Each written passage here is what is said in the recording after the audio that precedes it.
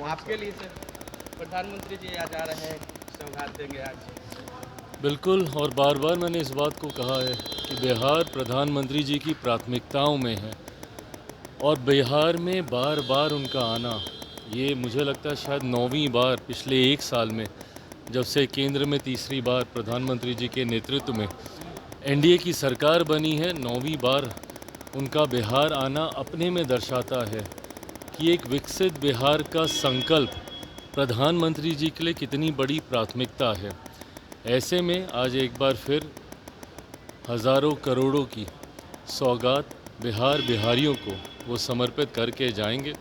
और मैं मानता हूँ कि ये प्यार बिहारियों के लिए जो प्रधानमंत्री जी के दिल में है और बिहारी जिस तरीके से प्रधानमंत्री जी को प्यार करते हैं, ये अपने में एक ऐसा जोड़ है जो बिहार को विकसित राज्य बनाने की दिशा में और ज़्यादा गति देगा। लेकिन विपक्ष कह रहा है कि झूठ बोलेंगे और कुछ देंगे नहीं, चले जाएंगे। विपक्ष और कहेगा क्या? विपक्ष इस बात से घबराया हुआ है कि क्योंकि मुद्दा तो इसी बात को ये लोग बनाना चाहते थे ना, कि प्रधानमंत्री जी ने बिहार के लिए क्या किया, प्रधानमंत्री जी बिहार आते नहीं, प्रधानमंत्री जी बिहार को देखते नहीं, जब चुनाव आता है तभी बिहार आते हैं। यही बातें विपक्ष मुद्दा बनाता, पर जिस तरीके से निरंतरता में ना सिर्फ प्रधानमंत्री जी बिहार आए, ना सिर्फ प्रधानमंत्री जी ने बिहार को लाखों करोड़ों की सौगात अभी तक देने का उन्होंने काम किया, बल्कि जो योजनाओं का उन्होंने शिलान्यास किया, जिन जिन योजनाओं को, उसका शुभारंभ भी उन्हीं के हाथों हुआ है और आगे भी कई ऐसी योजनाओं की शुरुआत प्रधानमंत्री जी के द्वारा की जाएगी। तो विपक्ष के पास अब मुद्दा बचा नहीं, तो सिर्फ यही बोलेंगे कि भाई आएंगे, झूठ बोलेंगे, क्योंकि अब कोई ऐसी बात विपक्ष के हाथ में अब है नहीं जिसको वो आधार बनाकर केंद्र सरकार या प्रधानमंत्री जी या हम लोग की डबल इंजन की सरकार के ऊपर वो किसी भी तरीके का प्रहार कर सकें। राजद ने ट्वीट किया है और कहा है कि पिंडदान करने आ रहे हैं नीतीश कुमार जी का और राजनीति। गलत बात है ना, ये किस तरीके की शब्दावली है ये? इस तरीके से भाई बार बार मैंने कहा है कि आप कीजिए ना, नीतियों के ऊपर आप सवाल उठाइए, एसआईआर को लेकर आपने मुद्दा बनाया हुआ है, बनाइए, इन सारी बातों को आप बोलिए जो आपको लगती हैं कि भाई नीतिगत तरीके से गलत फैसले हैं।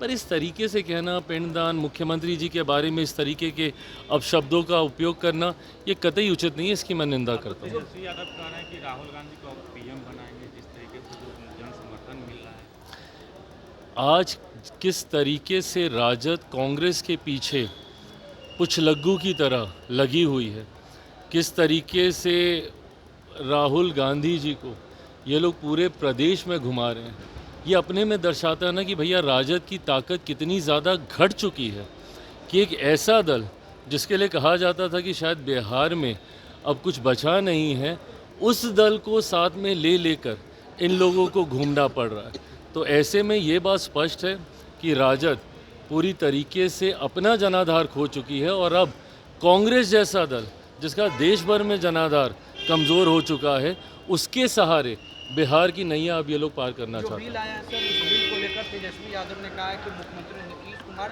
और चंद्रबाबू नायडू जी को जेल भेजने की तैयारी में है।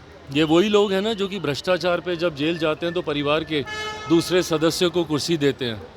ऐसे में जब पारदर्शिता की बात आएगी, जब भ्रष्टाचार और भ्रष्टाचारियों पे कार्रवाई की बात आएगी, तो कांग्रेस, राजद जैसे दलों को सबसे ज़्यादा परेशानी होगी। क्योंकि इनका आधार ही भ्रष्टाचार रहा है। कांग्रेस का शासनकाल देख लीजिए, उसमें हुए घोटाले देख लीजिए, और राजद के घोटालों का जिक्र तो देश ही नहीं दुनिया में लोग करते हैं। तो ऐसे में जब केंद्र की सरकार भ्रष्टाचारियों के खिलाफ ऐसे बिल लेकर आएगी तो सबसे ज़्यादा तकलीफ इन्हीं लोगों को होगी। थैंक यू भाई।